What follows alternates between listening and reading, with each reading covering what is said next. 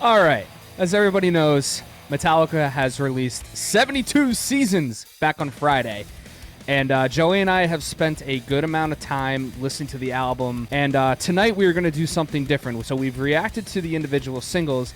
Now we're going to give you our reaction to the album in its entirety. We're going to break it down song by song and just kind of go through, give our thoughts of what we thought, kind of give you two different perspectives on the album, and then kind of just talk it through, you know? Brady, they're going to come for my throat. It's going to go right for the jugular. Right for the jugular. As you can see, Joey's Instagram is right below him, so feel free to send him any hate that you need to after we get through this. I was very critical with some parts on this album, as well as I have a whole score for each song, so I'm very nervous to what people are going to... I'm not nervous. You guys can say whatever the hell you want. Good. It's all good, yeah. Exactly. We don't want to waste any time. We're going to get right into it. So, guys, you know what to do. Be sure to leave a comment. Be sure to leave a like. Be sure to hit the subscribe button so you never miss a video. And let's dive into the full review of 72 Seasons by Metallica. All right. Well, first, the title track, it opens up with 72 Seasons. I said it was a really good intro track. It was a very fast, energetic song. Sets a good pace of the album. Lars does a lot of cool things with the toms. Like, he's got the one tom section where he's like right before going back into it. Really dug that. Kirk has a lot of good solos. Pretty wild, pretty fast. Good old thrashy Metallica. You can't really... Yeah. There's nothing really much more to it than good Metallica. No, I think we're pretty much in agreement on that. I kind of said the opening bass line by Rob actually kind of really grabs you and brings you into the album. It's just like, okay, here we are. Wow, you know, and... yeah. I don't know. It's just an old-fashioned, thrashy Metallica song. When we reviewed this as a single, I was kind of on the fence about it, but as I've started listening to it more, I think this has been my favorite single that they released. The verses, I find myself walking around the house kind of singing the melody, so it's very easily stuck in my head all the time. This is just a good opening track for them. Yeah, like you said, I think you covered most of it. So I give it a personal score of a 7.5. 7.5 as an opening track. All right, and then we get to the next track number 2, Shadows Follow. Again, I was listening to this. I'm like, yeah, this is more of the same Metallica, same kind of vibe as the last song, instrumentally and vocally. I love I love the theme of this song as not being able to outrun your shadow. It's always you're fighting your inner demons, and it's like it's gonna catch up to you. I thought that was a really cool lyrical theme. My only gripe with the song, and you guys will hear me say this in a lot of the tracks on this album, there's a lot of fat, so to speak, on these songs. Like a lot of fat that's just not trimmed up. Like this could have been like a 4.5-minute song, would have been amazing. But I think it runs about 6 minutes and 11 seconds. I really don't know. I honestly, Brady, I don't know if the last minute and a half was really necessary. It could have easily been a 4.5-minute song and just thrived. Asking Metallica to write a short song is like asking a drummer to do a drum roll if his arms fell off. It doesn't happen. Well, that's fine. They could write a long song. There just has to be stuff going on, you know, like not the same repeating stuff, which is kind of made it drag a little bit. No, and I think that's fair criticism. I honestly, I don't find that the song is too long, but maybe that's just because I'm used to it as a Metallica fan my entire life. I'm just kind of used to these songs that they show off a lot of riffs that are different. Some of them do sound the same, so I'll give you that one. Yeah. But this one, kind of like right off the bat, you're into this like hard drum beat and this hard grooving like guitar riff, and the vocal melodies on that chorus, the pre-chorus mostly, still my shadow very catchy. Follow. Well, even before that, when he's like, that part, yeah. So, and it like echoes, like that's kind of vintage Hetfield, which is really awesome. This part that we're listening to right now is like my favorite part of the song. Dude, the whole song kicks ass. This is one of the better songs on the album, I would say. I just wish they cut it short by like a minute and a half. And I think they purposely do that because they want to play longer live, do a repeat. And maybe the only real difference I've noticed, like with that extra like minute and a half, is just the way James was singing the chorus. He just sings it a little bit differently. It's not like Yeah. so much different. It's just like he does a little fluctuation in his voice. I still think it's a great song. I gave it a personal score of a 7.1. 7.1 out of the 10. Metal 10 scale. Out of Metal 10. Okay. So the third track, Screaming Suicide. Brady, as you know, this one of my least favorite tracks on the album. Yeah, and we've gone back and forth with this off screen, off camera, off channel, and talked about back and forth on why. Well, you can get into it. Yeah, I mean, it's like I know the topic's very heavy. Suicide is a very serious matter to talk about, and I respect the fact that Metallica is even bringing this up in their music. Like James is writing those lyrics and trying to reach out to people who deal with that on a daily basis, dealing with struggling with depression and, you know, having those thoughts. I don't know, man. Just the way the lyrics flowed melodically, it wasn't resonating with me too much. It didn't really hit me. You know, just like keep me inside. My name is suicide. That line, I don't know what it is about that. It just didn't really hit me. I thought Kirk had a cool solo. Wasn't even too crazy about the main riff either. Yeah. Lars just doing the same upbeat stuff as what he normally does. The boom boom boom boom yeah boom boom yeah. He's doing that. Nothing really different about that. Not really my favorite track. So we are going to completely disagree on this, and that's okay. I think at the time when I reacted to this when it initially came out, I was kind of on this one I was kind of on the fence about too, and we had gone back and forth and talked about it for so long and just being like, like where does it fall with the singles they release? Like, yeah. And then I saw a lot of people saying that, you know, it's a very cookie cutter song and it just wasn't grabbing people and the riffs were kind of plain and stale. But I am here to tell you that you people are wrong. You're flat out wrong is what you are. No, it's as I started listening to the song more and more, the riff kind of really grew on me. That opening riff, I was like, you know what? I don't think this is as bad as people are saying it is. Like, it's hooky, it gets my head bobbing a little bit, and this is all Kirk. I think when you have a song that attacks a message like this, it's but it's great that they're bringing it up. You don't want to walk on eggshells around anything. I love the message, and maybe I won't say it's feeling forced as much as it is. It just doesn't translate as powerfully as I think they would have hoped, or that I would have hoped at least. I think when I heard James talk about it, it goes a little deeper than just that. It's about more of like facing fears and you know, having those fears internally come to light and almost facing them. So I don't know, it puts a little bit more of the message into perspective. Like I said, I don't think it's as bad as everybody initially when they reacted to it. I think it got a bad rep, but I think that good just because everything else they released singles wise was really good. So, you know, it's one of those songs that kind of fell on deaf ears, but the message certainly doesn't. I gave this a personal score of a 5.9 out of 10. Okay, well, I'm going to give it a 7.5 to save that. All right, next track, Sleepwalk My Life Away. So, again, right off the bat, Rob Trujillo is kicking ass with the bass line. Hell yeah, he really is. Heavy, just like a slap. Really brings you right in. I told Joe when we were discussing notes for this video that lyrically and vocally, this was one of my top 3 songs James did. His voice in this song is incredible. It's just on a different level. Like, you know, there's songs in this album that he sounds great in, but there's other songs that I think he took to a whole different level. This is one of them, and it's just when you listen to it, it's very catchy. The chorus is like, you know, I was playing golf last week, and I was just like, oh my God, you're playing golf. Walking out to my golf ball, just hop off the golf cart and just like, you know, fuck yeah, bitches, let's fucking go. I was just like, yeah, like, look, this song is so new, and I can see like a crowd of thousands of people just going like, bro, it's away. Yeah. The solo in this song is really good too. One of my favorites.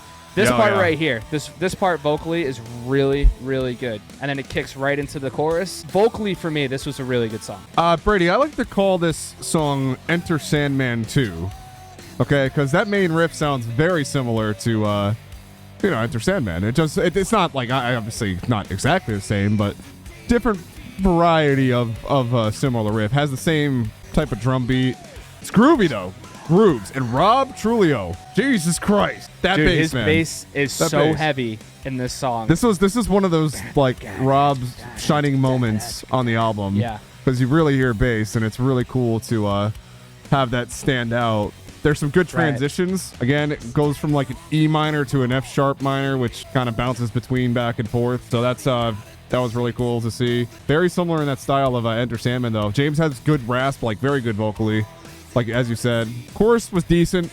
Not really my favorite chorus, but it was decent. I thought it was a really decent chorus melody. I don't really have any gripes with the song other than the fact that a little too long. Again, from the fat. I'm starting to think that, yeah, like I said before, that they do it for concert reasons. Like they just want to play longer, and they just keep it going. So they keep it on the studio to get people recognizing where it ends. Dude, there was times of this song where I was like, bro, it should have ended there.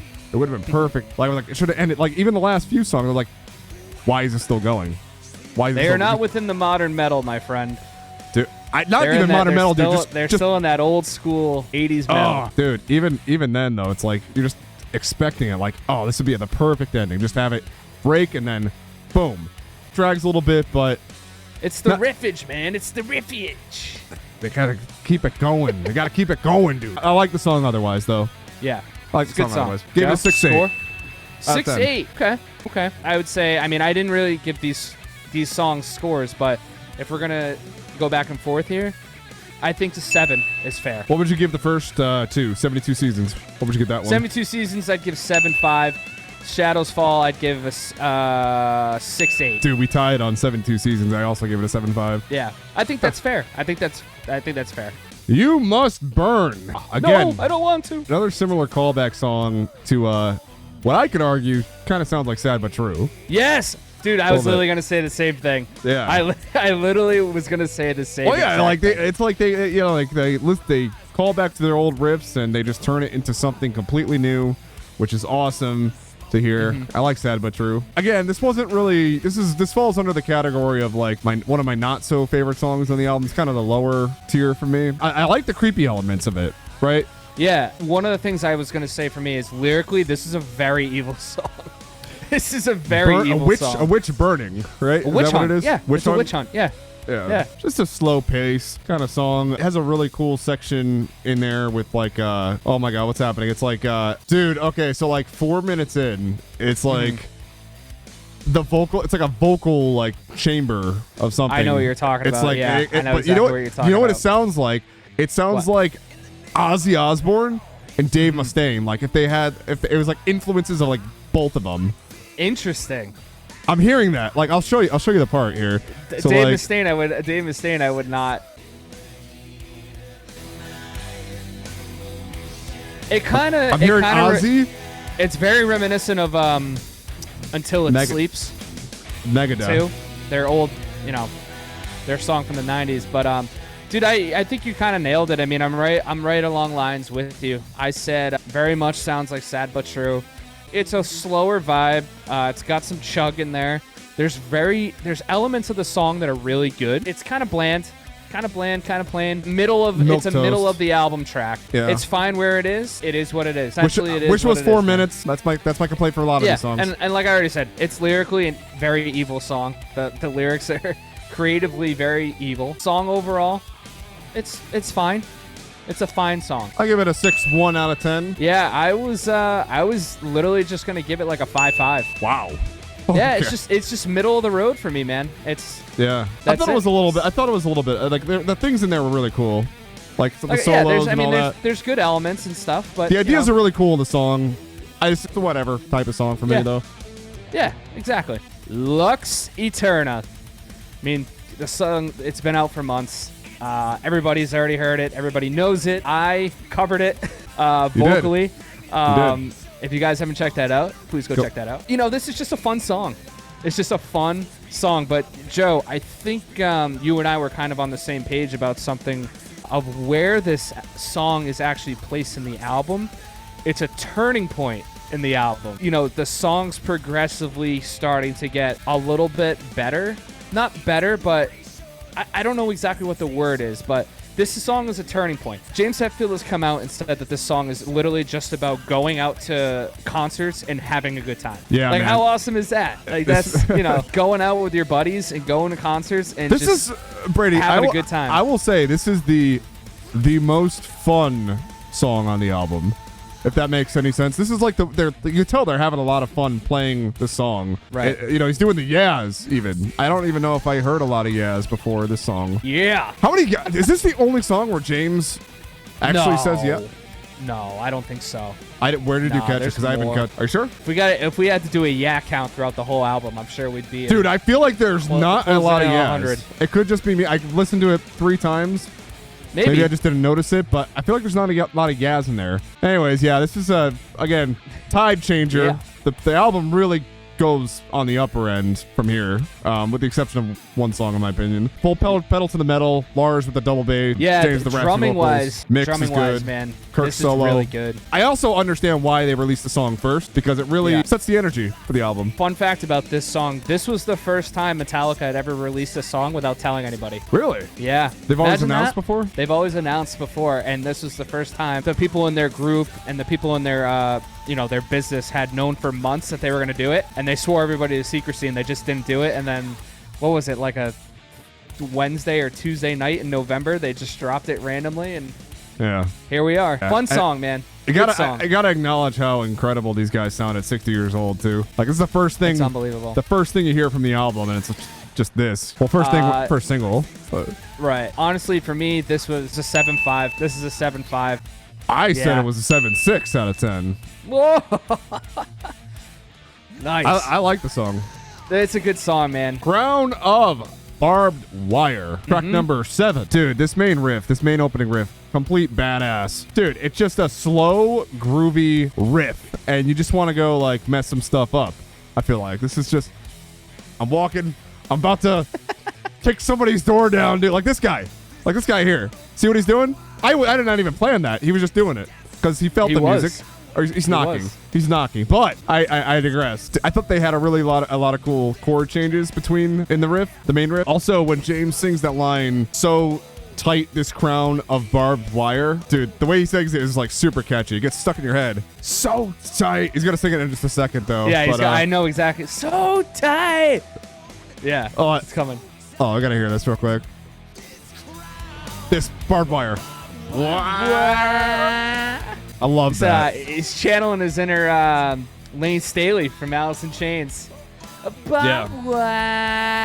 Dude, at some part, even like in the bridge, it like switches up to a weird, not a weird, but like switches to like a D minor change up, which is like they do a solo in like some cool chord, like oh yeah, this little breakdown, yeah, this part. I hear it. This is where they go to like switch the chords up. Bro, you already know what I'm gonna say though, just as a critique. As a slow song, as a 6-minute song, come on, cut it a little bit. Got it, producer, come on. That's Lars you're talking to. He's Is he really? No, they have people. No, they have a producer. No, yeah, for me, honestly, man, like this is a song I just couldn't get into. It's so unpopular. I know I'm probably gonna kill for it, and that's fine. I don't know. I think the parts that you highlighted are essentially the best parts of the song. Everything else for me is just like I don't know, man. That groove. I know. The catch, dude. The catchiness of the vocals, man. That's what's driving me in. I don't know. I couldn't get into it, and maybe as I listen to the album more, like if I'm driving around and I put it on, maybe I'll go, you know what? Maybe that was a little bit of a too harsh of a take, and it'll grow on me, because a lot of these songs have grown on me. But for some reason, this one's taken a little bit longer for me to kind of get hooked in and like really dig its nails into. But again, I mean, I think all the parts that you've highlighted are essentially parts that are very good. There's still really good parts of the song. There's that little vocal part at the beginning of the chorus. This rusted empire I own. Like, that part's really cool. That riff down that you mentioned is another really innovative part. Yeah. So again, really good elements of the song. I will probably get into it at some point. So, just let it grow on me a little bit more. But yeah, as of right now, man, this is like the one I can't get into. So what are you giving it? Give it a 5.5, man. 5.5. I know. Ooh. I know. Guys, I give it a 6.7. I thought they were gonna come after me. All right. Well, I'm only critical because I love them. Brady, I'm gonna let you start this one because Chasing Light, right off the bat, dude, immediately makes me think of "Don't Tread on Me." Yeah. That's when I listened to this song, I went, "Whoa." Don't Tread on Me 2.0, man. There's a lot of tempo changes in this song, especially in the chorus. Joey, thank you so much for bringing up that one line that you just said. That might be the best part of the chorus that is just like, that made me go, holy shit. When I first heard it, I went, whoa. I was like, dude, that is like 80s Hetfield. Bro, this is a song full of awesome riffs and like a catchy ass chorus. Dude, it's groovy, it's catchy. There's a breakdown bridge, like little pre-chorus part. Hit it. That's really, really awesome. Yeah. Oh. Yeah. That's what's up. And that's Rob Trujillo doing backing vocals. Oh, Rob's in the backing. Yeah, I didn't even know that. That's Rob doing the backing vocals. So credit to Rob, man. Just stepping up all over this album, doing unbelievable backing vocals. And again, the bass is really driving through this song too. This is a really good one. Yeah, I really enjoyed it, man. I can't really say much else than what I've already said about like every other song. Because dude, I'll say it right now. Every song has been consistent in production, in riffs, in vocals, like consistently amazing. Right. No matter how critical I've been or we've been of each song, I think it's safe to say every song has Metallica in it. Straight up Metallica, man. Like everything is, and it's just on a bigger scale. Yeah, man. Kirk was really impressive, but not much more or less to say about this one. Just a solid song. For me, this was a 7.8. I gave it a 7.5 out of 10. Lean on me. If darkness had a sun, I believe this Here I am. Here I am. I believe this is track 9. So initially, I didn't do the reaction with you, Brady, on this one. No, I did this one by myself. I was away, and when I first heard it, out of the first 4 singles that were released, this was my favorite one. This was my favorite one. I still stand by that too, man. I really enjoy the main riff, the wahs from Kirk. I felt myself bobbing my head to the song just naturally, which is very rare that I just naturally bob my head to it, which is a really good sign. It means I really enjoy it. With James Chant's Temptation, like the way he was singing that. When I first heard it, I immediately flashed back to Some Kind of Monster, the documentary, because there is a Presidio demo that they did called Temptation. And I immediately flashed back to James doing the Temptation demo vocals with him and Lars. And then they kind of got into a big fight. But this song grew on me. So this song grew on me tremendously after it first got released. When I released our initial reaction, I was kind of middle of the road. I was like, you know what? I'm going to listen to this a little more. This part with Lars, the toms, with the riff going, dude, I fucking love it, man. It's just such a cool element to the song. It's just really kind of like smooth. It's like buttery smooth. Yeah. Not to mention, the song feels like I'm marching into a fucking battle against the devil. It feels like I'm going in. Like, let's fucking go. So as I listened to it more, I realized that the chorus is so catchy, I bathe in holy water, dude. I bathe in holy water. Awesome. Yeah. Awesome. Great. Fucking awesome song. Yeah. This was the song that Kirk Hammett was fully credited as a writer. One of the first times in Metallica history that he's been credited. Now, a lot of you guys commented and said that he's been credited before. I read on, I believe, Loudwire, when this song got released, that this was the first song that he was fully credited for, where it went Hammett, then Hetfield, then Ulrich. Where usually it's Hetfield, Ulrich, and then Hammett, and then Trujillo. So Shadow Kirk killing it. The man has riffs, dude. I know James is the riff master, but when they had a very open writing process throughout this whole album, and it sounds like Kirk brought a lot to the table, which is awesome. Oh yeah. Very underrated riff guitar player. Everybody knows he's the shredder. He is the ripper when it comes to the solos, but the man can write riffs, dude. He essentially wrote the idea for the Enter Sandman, and then he wrote the idea for the Creeping Death breakdown. But still, this song grew on me immensely. I've learned to really love this song. Amazing song, dude. Amazing song. 8-1 out of 10. I think 8 is a fair score. 8-1, dude. 8-1. Yeah, 8 is fair for me. Dude, this song. This is where I started to realize, all right, the person who's putting the tracks in order, they know what they're doing. Well, I'm going to put the not so good songs, not so good, but like I'm going to put the less good songs towards the front. But I'm going to give you the real shit when you get towards the end of the album. This is where it happens, man. They really saved the better songs towards the end. Props to that guy or the band or whoever made that decision. This is one of the best songs on the album. I'm going to straight up say it. Just full speed, never lets up. Chorus is really good, okay? Yeah. And I love this song so much more because it doesn't overstay its welcome. It's a 4.5-minute song.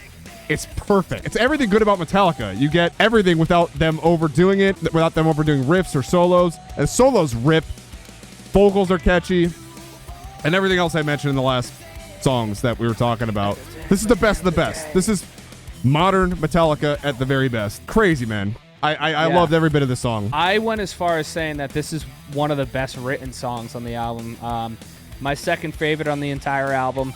Riffs are very thrashy. The solos are awesome. It reminded me a lot of the end of the line off of Death Magnetic. So, and the reason why I say that is because the verses are very similar, where James is essentially saying this, I am, and then it's going ba ba ba da da da da da. In end of the line, he's going ba da da da da da. I love how you're explaining this, dude. So it's very similar vocally. I just don't know the lyrics off the top of my head. That's cool. That's cool. My favorite part is the chorus riff.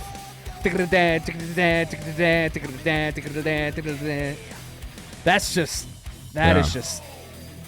is Metallica, baby. That is awesome. Yeah, this song is great. I mean, I don't think there's anything else that you said that I could say any different. Besides this guitar harmony part. Guitar harmonies, dude. Oh my God. This is like when people say, what does Metallica sound like? You play them this part of the song. Dude, where have the guitar harmonies been? Have they just not been as like apparent as before the song? Oh, they're there. They're there. They're just not as good as this. And I think the vocals here echo the guitar harmonies perfectly. I just think this is the best that I've heard up to this point on the album. 8.5 for me. 8.6 out of 10. Look at that. All right, Brady. And then we get to another straight up banger. Room of Mirrors. This is a good song. This is a great song. I think honestly, dude, between this or Lux Aeterna, one of the fastest songs on the album. Huh. Yeah, I think those two songs have old punk rock elements to them that are really cool. Dude, there's a part of this Lars is doing like some really fast double bass. It's like towards the end of it. Like I think it's like 450. This part here. Just see, he goes in right here. Yeah. Again, guitar harmonies. There's your guitar harmonies. Look at that. The guitar harmonies and the double bass, dude. Yeah. You know Lars plays double bass differently than most drummers out there. It's kind of interesting. Really? Yeah, so he plays with the front of his feet instead of heels. So his heels are up. So he's almost like he's running. And fun fact, he literally just said this in an interview. He owes his double bass playing to the fact that his family is a family of tennis players. It's a little bit different of a technique than most drummers, but that could be just because he's OG, an older generation of a drummer. So who knows? Either way, I mean, it works. It works for the song very well. Would you criticize, scrutinize, stigmatize my pain? Yeah. And from that, I was getting Brady. This is a song about therapy, huh?